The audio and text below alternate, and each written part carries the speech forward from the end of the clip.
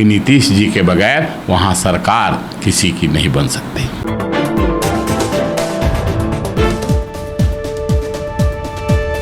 क्या होगा बिहार चुनाव का नतीजा? जेडीयू या बीजेपी, किसकी होगी जीत? बिहार विधानसभा में हरी टी शर्ट को लेकर हंगामा। नीतीश कुमार द्वारा राबड़ी देवी की पार्टी को बोगस का नाम दिया गया। नीतीश कुमार और बीजेपी बराबर की सीटों में चुनाव लड़ेगी बिहार में, और दूसरी तरफ वीआईपी भी एनडीए के साथ चुनाव लड़ने की तैयारी कर रही है। इन सभी मुद्दों पे आज शैलेंद्र कुमार जी से बातचीत की। जनता दल यूनाइटेड से अलग हुई पार्टी है। हम अभी मात्र 2-4 सीटों पे ही है।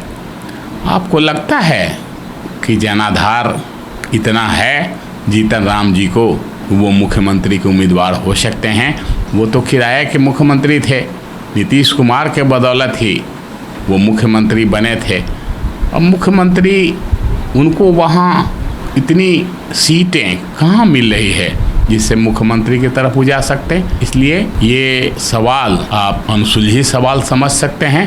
ये कभी संभव नहीं है कि नीतीश कुमार के बगैर वहाँ कोई सरकार बन ही नहीं सकती। नीतीश कुमार को अपना वोट बैंक पर पकड़ है, इसलिए बड़े भाई और छोटे भाई का कोई सवाल नहीं है। इतना तो जरूर है कि मतदाताओं पर उनका पकड़ है। जनता नीतीश कुमार को चाहती है विकास के नाम पर, इसलिए बड़ा भाई छोटा भाई का कोई सवाल नहीं है। हाँ, इतना सुनिश्चित है कि नीतीश जी के बगैर वहाँ सरकार किसी की नहीं बन सकती।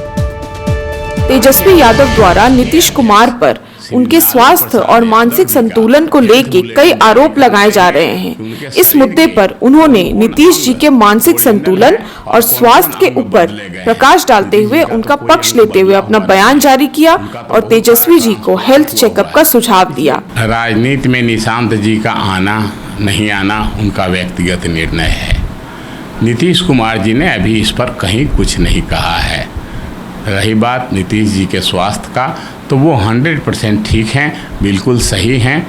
मैं तो इतना ही कहूँगा कि तेजस्वी जी जिस तरह से नीतीश जी का हेल्थ बुलेटिन जारी करने को कह रहे हैं, स्वास्थ्य की बातें कह रहे हैं, पहले उनको अपना हेल्थ चेकअप कराना चाहिए, अपने विषय में बुलेटिन जारी करना चाहिए और आरजेडी के राष्ट्रीय अध्यक्ष श्री लालू प्रसाद यादव जी का हेल्थ बुलेटिन जारी करना चाहिए कि उनके शरीर के कौन कौन अंग ओरिजिनल हैं और कौन कौन अंग बदले गए हैं।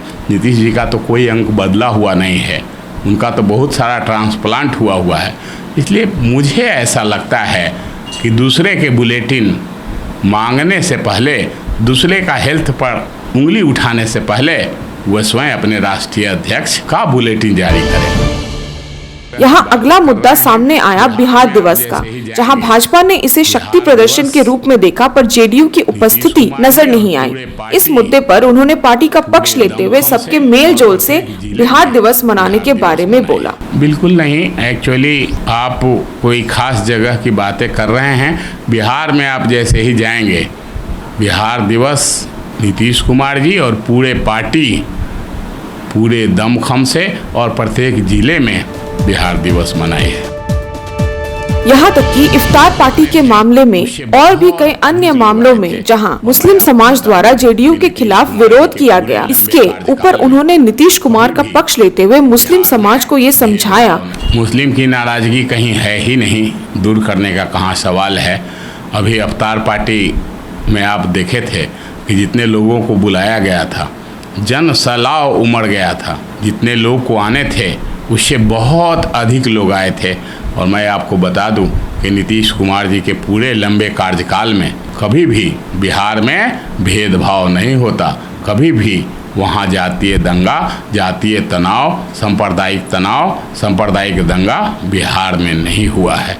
तो ये जो लोग सांप्रदायिक लोग हैं, जो भेदभाव करने वाले लोग हैं, उनके द्वारा कहा जा रहा है, ऐसा कहीं कुछ नहीं है। ये तो परिस्थिति बताएगा। सबसे पहले मुकेश जी को स्वयं तय करना है कि मुझे एनडीए में जाना है या आरजेडी में। पहले तो वो मछली खा रहे थे जहाज में, तेजस्वी जी के परम भक्त थे। अब इनका वो व्यक्तिगत निर्णय है। अगर वो निर्णय करते हैं कि मुझे जेडीयू में जाना है, एनडीए में जाना है, तो उनके निर्णय का स्वागत है। उसके बाद पार्टी विचार करेगी कि क्या करना है। जेडीयू का तो रुख स्पष्ट है, विकास सबका साथ सबका विकास, विकास ही विकास है, सुशासन बाबू है, आप जानते ही हैं वहाँ की सत्ता और सरकार। जहाँ तक विरोध की बात है, प्रोटोकॉल के अनुसार ऐसा नहीं है, सब जगह का ड्रेस कोड होता है। अब आप कहीं सदन है, सदन में मर्यादा का ध्यान रखना होता है, उन्होंने मर्यादा का उल्लंघन किया है, मर्यादा को भंग किया है। स्वाभाविक है कि उनको ये बताना जरूरी था कि आपने मर्यादा का उल्लंघन किया है। ये मर्यादा नहीं है कि रंगीन टी शर्ट या पार्टी का नाम लिख करके आप सदन में आए। सबसे पहले तो कन्हैया जी को आप जानते हैं, टुकड़े टुकड़े गैंग के आदमी हैं, देशद्रोही के रूप में उनको जाना जाता है। और जहाँ तक सवाल है पलायन का, जहाँ तक सवाल है बेरोजगारी का, कि कांग्रेस कितना दिन शासन किया है वहाँ, और कांग्रेस के बाद आरजेडी वहाँ शासन किया है 15 सालों तक। तो जो प्लान हैं वो इन्हीं के पीरियड के हैं, कांग्रेस के पीरियड के हैं, आरजेडी के पीरियड के हैं। नीतीश कुमार के पीरियड में तो अब लोग वापस आ रहे हैं, पलायन बिल्कुल ख़त्म हो रहा है। जनता पूरे बिहार की आज मूड बनाए हुए है, चुनाव की तारीखों का ऐलान का इंतज़ार कर रही है। जैसे ही ऐलान होगा, जनता सभी के सभी एनडीए की तरफ मतदान करने का मूड बनाए हुए है। इस बार भारी मतों से आप देखेंगे कि बिहार में एनडीए की सरकार बनी। जो आप प्रशांत कुमार की बात आप कह रहे हैं, बिहार की राजनीति में प्रशांत कुमार का कोई वजूद नहीं है, न उनके पास कोई प्रतिनिधि है, न जनप्रतिनिधि है। निशांत कुमार पहले आप क्या थे, आपसे छुपी हुई नहीं है।